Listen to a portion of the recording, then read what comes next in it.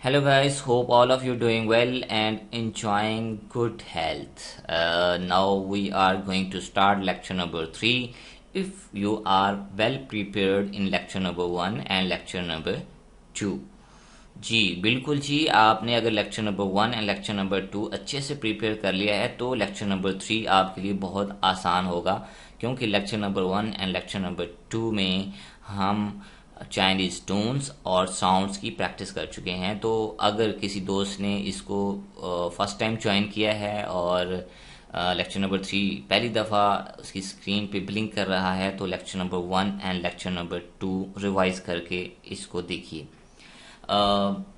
हमारा Chinese language सीखने के सफ़र का आगाज़ हो चुका है और आज हम बेसिक कुछ कन्वर्सेशन करेंगे, सीखेंगे कि किस तरह से हम किसी चाइनीज़ पर्सन से इंटरेक्ट होते हैं, तो हम किस तरह से मुखातिब होते हैं, बात किस तरह करते हैं। कुछ वोकैबुलरी है जो आप नोट डाउन कर लीजिए और याद कर लीजिए इसको, जिसका आगे यूज़ होगा। और चलें जी, इसका आज हम करते हैं आगाज़। आपके सामने ये वर्ड्स हैं और इनके ऊपर वही टून्स का इस्तेमाल किया गया है जो हमने पीछे सीखी हैं। तो ये टून्स और साउंड्स का ख्याल रखना बहुत ज़रूरी है, क्योंकि अगर हम ये ख्याल नहीं रखेंगे तो मीनिंग चेंज होने का खदशा है और हम अपनी बात समझा नहीं पाएंगे। जैसे अरबिक लैंग्वेज है, उसमें ज़ेर ज़बर का ख्याल ना रखें तो मीनिंग चेंज हो जाते हैं। तो चाइनीज़ लैंग्वेज में भी मैंडरिन लैंग्वेज बोलते हैं हम इसको। इसमें हमारी जो टून्स हैं उसका अगर हम ख्याल नहीं रखेंगे तो क्या होगा जी, इसके मीनिंग चेंज हो जाएंगे। तो इसलिए अब जैसे आपके सामने ये फॉलिंग एंड राइजिंग टून का कम्बिनेशन है और फिर सारी टून्स का यूज़ किया गया है, तो हम स्टार्ट करते हैं फर्स्ट वर्ड से। नी, यानी हमारा लहजा इस तरह से हो कि पहले गिरती हुई साउंड हो फिर उठती हुई साउंड हो। नी मीन्स यू, हाउ मीन्स वेल। मैं मॉडल प्रैक्टिकल है जहाँ क्वेश्चन कहीं हमने करना हो तो वहाँ पे मैं यूज़ होगा। खैन वेरी, वो आई और मी, ये आल्सो और टू, नीमन यू प्लूरल के लिए है, सिंगल के लिए नी और मल्टीपल हूं तो नीमन।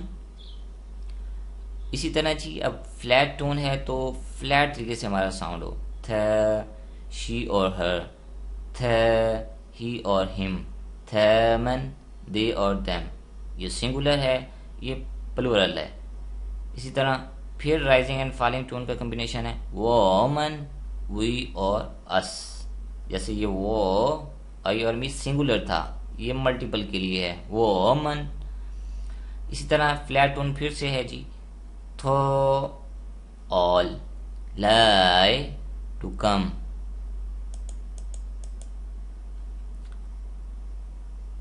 बाबा, अब इसमें फॉलिंग टोन है तो हमारा साउंड गिरता हुआ फील हो। बाबा फादर और डैड, मैम मदर और मम। अब ये लाए था तो इसमें थोड़ी सी हमारा ऊपर की तरफ टोन होनी चाहिए। लाई, टू कम, फॉलिंग। बाबा फादर और डैड, फ्लैट मैम मदर और मम।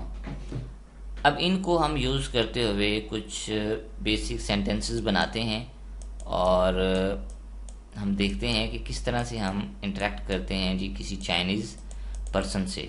स्टार्टिंग में हम जब कहीं भी जाएंगे तो इसको हम बोलते हैं जी ग्रीटिंग्स। जैसे for example how do you do को क्या कहेंगे, नी हाउ,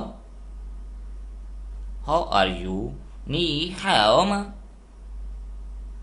वेरी वेल को क्या कहेंगे जी, हैन हाउ, यानी नी हाउ, हाउ डू यू डू, नी हाउ मा, हाउ आर यू, हैन हाउ, वेरी वेल। ये जो हाउ है ये वेल के लिए है, हैन वेरी के लिए है। और जहाँ भी हाउ यूज होगा तो उसका मीन कि अपने हाल बताने के लिए या पूछने के लिए है। वो ये हैन हाउ, I am very well too. तो यहाँ पे टू का क्या हुआ, ये। सिमिलरली अब हम कुछ कन्वर्सेशन देखते हैं जिसमें कुछ करेक्टर्स हैं, कुछ नेम्स हैं, वो आपस में कन्वर्सेट कर रहे हैं। तावे मैली नी हाओ वोंग नन नी हाओ मा। मैली मैली नी हाओ तावे लिu जिंग हान हाओ नी हाओ मा वोंग नन वो ये हान हाओ। सो ये है जी बेसिक कन्वर्सेशन। और जब भी हमने किसी से मुखातिब होना है तो इस तरह से होना है। ये सिंगुलर के लिए था। और अब हम देखते हैं जी, जब मल्टीपल हूं तो उनको हमने किस तरह कहना है। अब ज्यादा हैं, सिंगुलर था तो नी का था इस्तेमाल, अब ज्यादा हैं तो नेमन खाओमा। यानी आप सब लोग कैसे हैं। वो मन तो हन हाओ तो ऑल के लिए है, हम जैसे पीछे पढ़ चुके हैं। हम सब बहुत अच्छे हैं। नी हाओ मा आप कैसे हैं। वो ये हन हाओ मैं भी बहुत अच्छा हूं। नी लय मा आप आ गए हैं।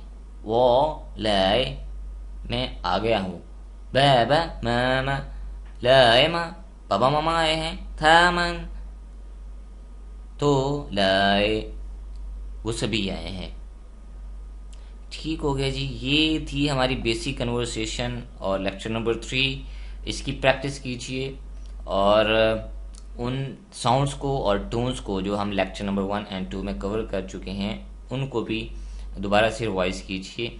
और जब ये आप अच्छे से प्रिपेयर करेंगे तो आपको नेक्स्ट लेक्चर्स में पिक करना वर्ड्स को बहुत इजी हो जाएगा।